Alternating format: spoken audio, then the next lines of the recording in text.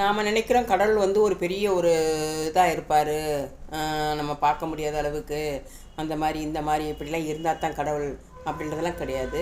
அவர் வந்து எளிமையாக சாதாரண மனிதரோட கூட அவர் வரக்கூடிய ஒரு ஒரு மனிதர் தான். அவர் கடவுளாகவும் இருப்பார், நம்மளை போன்ற மனிதராகவும் வருவார். அப்படி தான் அவரான தோற்றங்கள் இருப்பதாக சொல்லப்பட்டிருக்கு.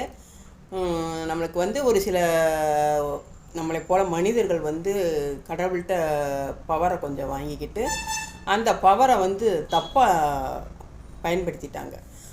அவங்க சந்தோஷமாக இருக்கிறதுக்காக நம்மளை போன்ற மனிதர்களுக்கு தான் சந்தோஷமாக இருக்கட்டும்னு சொல்லி கொஞ்சம் பவர் கொடுத்துட்டு போன அந்த பவரை வந்து தப்பான விதத்தில் வந்து செயல்பட்டாங்க. அதனால் என்ன ஆகப்பட்டதுன்னா பாவமாக்கப்பட்டது. நம்ம வந்து கடவுள் படைப்பில் இருந்த ஒரு உலகத்துலேருந்து நம்மளை கொஞ்சம் எடுத்துகிட்டு வந்து பூமிக்குள்ளே போட்டு நம்மளை ரொம்ப கஷ்டத்துக்குள்ளாக்கியிருக்காங்க. அது அவங்களோட அறியாமையில் செயல்பட்டது. அதை வந்து திரும்ப கடவுள் சரி பண்ணுறதுக்கு காலதாமதம் ஆகிட்டு இருக்குது. அதாவது அவர் வந்து இந்த பூமிக்குள்ளே வர முடியல, ஏன்னா பாவம் அதிகமாக இருக்கிறதுனால அவரால் இந்த பூமிக்குள்ளே வர முடியாமல் என்ன செய்யலான்னு சொல்லி மெதுவாக ஒவ்வொன்றா செயல்பட்டுருக்கார். அதை இப்போ இன்னும் கொஞ்ச நாளில் வந்து எல்லாத்தையும் மாற்றிடுவார். அதுக்கான ஆயத்தம் பண்ணிகிட்ருக்காரு. சரிங்களா?